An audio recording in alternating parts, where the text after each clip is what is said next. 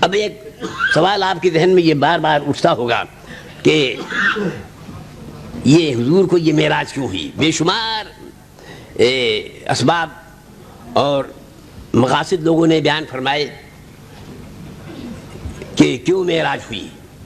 ان میں سے ایک سبب یہ بھی ہے معراج کا کہ آپ کو اچھی طرح معلوم ہے کہ ایک دن آنے والا ہے قیامت کا، اور اللہ کے پیارے حبیب جناب محمد رسول اللہ صلی اللہ علیہ وسلم نے حدیثوں میں ارشاد فرمایا کہ قیامت کا ایک دن 50,000 برس کے برابر ہوگا. لوگ اپنی اپنی قبروں سے باہر نکلیں گے، سورج سوانحے پہ بہت قریب ہو جائے گا، پسینے میں لوگ ڈوبے ہوئے تیر رہے ہوں گے، اور سارے فرزندان آدم ایک ہی جگہ میدان معاشر میں مجتمع ہوں گے. سارے کے سارے انسان سب کے سب مجتمع ہوں گے. آپ اندازہ لگاؤ کہ حضرت آدم سے لے کر اور سورہ اسرافیل تک جتنے بھی انسان دنیا میں پیدا ہوئے سب وہاں موجود ہوں گے. کتنا بڑا میدان ہوگا وہ. اور اس میدان میں اب چاروں طرف گھوم رہے ہیں، چاروں طرف گھوم رہے ہیں. صبح ہو گئی، صبح سے اب دوپہر ہونے کو آئی، 25,000 برس کا عرصہ گزر گیا. کسی منزل کا پتہ نہیں ہے کہ کہاں جانا ہے، کدھر جانا ہے، ٹھکانہ کیا ہے، آگے کیا ہوگا، یہ کسی کو پتہ نہیں ہے. تب حضور نے حدیث میں ارشاد فرمایا ہے کہ سارے بنی آدم، سارے فرزندان نسل انسانی مجتمع ہوں گے. ان کی سب سے بڑی کانفرنس ہوگی وہاں پر، بہت بڑی کانفرنس ہوگی، اور مشورے کے لیے سب مجتمع ہوں گے.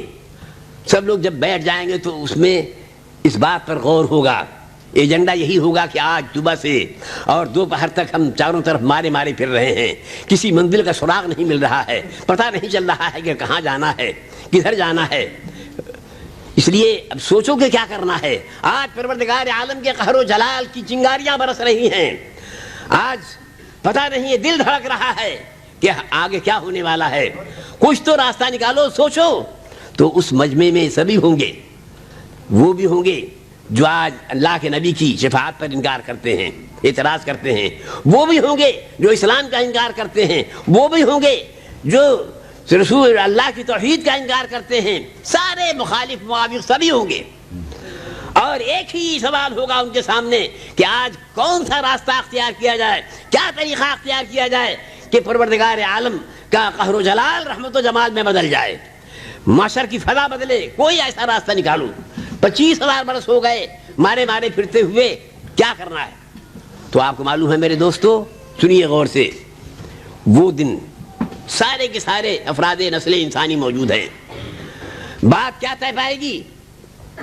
بات یہ طے پائے گی کہ آج سے سوائے اس کے اور کوئی راستہ نہیں ہے کہ خدا کے کسی مقرب بندے کا سہارا ڈھونڈ، وسیلہ تلاش کرو. خدا کے کسی مقبول بندے کا وسیلہ تلاش کرو، ان کی بارگاہ میں حاضری دیں، اور وہ اپنے رب کی بارگاہ میں عرض کریں. تب جا کے یہ ماحول بدل سکتا ہے اور یہ فضا تبدیل ہو سکتی ہے. میں کہتا ہوں کہ بڑے بڑے روزے والے بھی ہوں گے، اس میں بڑے بڑے نماز والے بھی ہوں گے، نیکیوں کا پہاڑ لے کر جانے والے بھی ہوں گے، بڑے بڑے عبادت گزار لوگ بھی ہوں گے، بڑے بڑے زاہد شبدار لوگ بھی ہوں گے. مگر کوئی یہ نہیں کہے گا کہ میاں کسی بندے کو تلاش، کسی بندے کا وسیلہ ڈھونڈنے کے بجائے ہم ایسا کیوں نہ کریں کہ ہمارے پاس نیکیوں کا پہاڑ ہے، ہم لے کے چل رہے ہیں، نمازیں لے کے چل رہے ہیں، روزہ لے کے چل رہے ہیں، زکوٰۃ اور خیر و حسنات کا ذخیرہ لے کے چل رہے ہیں. اسی کے وسیلے سے اللہ کی بارگاہ میں چلو ہم لوگ فریاد کریں. یہ کوئی نہیں کہے گا. سب اس بات پر متفق ہو جائیں گے کہ نہیں، اللہ کے کسی مقبول بندے کا وسیلہ تلاش کیا جائے. کوئی یہ نہیں کہے گا کہ میاں معاف کرے گا پروردگار، مہربانی فرمائے گا وہ، رحمت کا در کھولے گا وہ، کسی بندے کے پاس ہم کیوں جائیں، خالق کے پاس کیوں نہ جائیں، معبود کے پاس کیوں نہ جائیں. یہ نہیں کہے گا کوئی وہاں پر. سب اس پر متفق ہو جائیں گے کہ آج تو سوائے اس کے اور کوئی راستہ نہیں ہے. تب پھر کس کے پاس جائیں؟ تو یہ بات طے پا جائے گی کہ ہمارے باپ حضرت آدم اللہ کے محبوب پیغمبر بھی ہیں اور ہمارے باپ بھی ہیں، ان سے خون کا رشتہ بھی ہے، اور پروردگار عالم کی بارگاہ میں تقرب کا رشتہ بھی ہے. چلو انہی کے پاس چلیں. چنانچہ سارا یہ قافلہ انسانوں کا حضرت آدم علیہ السلام کی بارگاہ میں حاضر ہوا. حضرت آدم علیہ السلام کے دربار میں پہنچنے کے بعد ان سے درخواست کرتا ہے کہ حضور آپ میرے باپ ہو، آپ اللہ کے مقبول پیغمبر ہو. آج دیکھ رہے ہو آپ کی 25,000 برس ہو گئے ہمیں میدان معاشر میں مارے مارے پھرتے ہوئے. کہیں منزل کا سراغ نہیں مل رہا ہے، خدا کے قہر و جلال کی بجلیاں چمک رہی ہیں، چنگاریاں برس رہی ہیں. حضور کم سے کم اپنی زبان تو کھولو، آج اپنی تقرب کا صدقہ دو اور خدا کے دربار میں ہماری سفارش کرو. آپ تو معلوم ہے حضرت آدم علیہ السلام کیا جواب دیں گے؟ یہ فرمائیں گے اذهبوا الی غیری، تم کسی اور کے پاس جاؤ. یہ نہیں کہیں گے کہ بیٹو میں جب دنیا سے چلنے لگا تھا تو میں نے یہ وصیت کی تھی کہ خدا کے یہاں ہر گناہ کی معافی ہے لیکن شرک کی معافی نہیں ہے، کفر اور شرک کی معافی نہیں ہے. دنیا میں زندہ رہے تو وہاں بھی تم شرک کرتے رہے، خدا کو چھوڑ کر خدا کے مقبول بندوں کے مزاروں پر تم جاتے رہے، درگاہوں پہ جاتے رہے، پیغمبروں کے آستانوں پر جاتے رہے، نبیوں کی بارگاہوں میں جاتے رہے، اور یہاں بھی وہی شرک تم لے کے آئے ہو. خدا کا دربار موجود ہے، وہیں جا کے کیوں نہیں سر بڑھتے؟ میرے پاس کیوں آئے ہو؟ ایک بندے کے پاس کیوں آئے ہو؟ حضرت آدم علیہ السلام یہ نہیں فرمائیں گے، یہ فرمائیں گے کہ تمہیں تو جانا ہے کہیں نہ کہیں، لیکن آج میری زبان نہیں کھل رہی ہے، تم کسی اور کے پاس جاؤ. ایک قدم انہوں نے آگے تو بڑھا دیا. حضرت شیش علیہ السلام تک پہنچا یہ قافلہ، ان سے بھی یہ درخواست کی، انہوں نے بھی یہی کہا اذهبوا الی غیری، کسی اور کے پاس جاؤ. حضرت نوح علیہ السلام کے پاس پہنچے، وہاں بھی کہا، درخواست پیش کی، تو وہاں بھی وہی نفسی نفسی کا عالم ہے، اور یہ فرماتے ہیں کہ اذهبوا الی غیری، کسی اور کے پاس جاؤ. حضرت موسیٰ علیہ السلام کے پاس گئے، حضرت ابراہیم علیہ السلام کے پاس گئے، حضرت سلیمان علیہ السلام کے پاس گئے، حضرت داؤد علیہ السلام کے پاس گئے، حضرت اسماعیل علیہ السلام کے پاس گئے. سارے انبیاء کی بارگاہوں سے گزر رہا ہے یہ قافلہ، اور ہر جگہ یہی جواب مل رہا ہے اذهبوا الی غیری، تم کسی اور کے پاس جاؤ، تم کسی اور کے پاس جاؤ، کسی اور کے پاس جاؤ. میں کبھی کبھی سوچتا ہوں اور ان لوگوں سے میں کہتا ہوں جو آج ان بارگاہوں کے مخالفین ہیں کہ میاں اس دن تو انہی بارگاہوں سے گزرنا ہوگا. تم یہ بتاؤ یہ راستہ تو ہمارا دیکھا بھالا ہے، یہ راستہ تو ہمارا دیکھا بھالا ہے، دن رات ہم اسی راستے سے گزرتے ہیں. آپ بتائیے آپ کیسے چلیے گا؟ اس دن ہمارے ساتھ آپ کیسے چلیے گا؟ یہ شرک کا کام وہاں کیسے آپ کریں گے؟ شرک والا یہ کام وہاں آپ کیسے کریں گے؟ یہ مجھے بتائیے. اللہ اکبر، ذرا غور فرمائیے. آپ ہم نے کہا کہ دنیا میں تم ہم سے مناظرہ کرتے رہے، تم ہم سے بحث کرتے رہے، تم ہمارے خلاف جنگ کرتے رہے، سفارش اور شفاعت کی بنیاد پر، وسیلے کی بنیاد پر. تو تمہارا جو مذہب تھا جو تم یہاں لے کے آئے تھے وہ مذہب تو آج کام نہیں آ رہا ہے.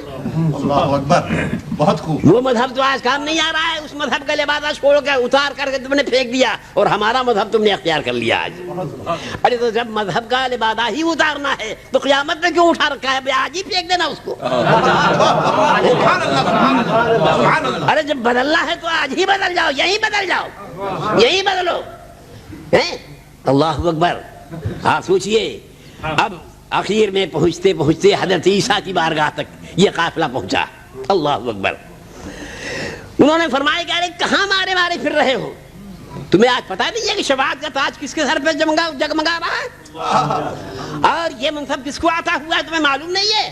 آج تو کوئی کسی کی بھی جرات نہیں ہے کہ بارگاہ الہی میں خدا کے قہر و جلال کی ذات پر زبان کھول سکے. آج اگر کوئی بول سکتا ہے تو صرف مصطفیٰ کی ذات ہے.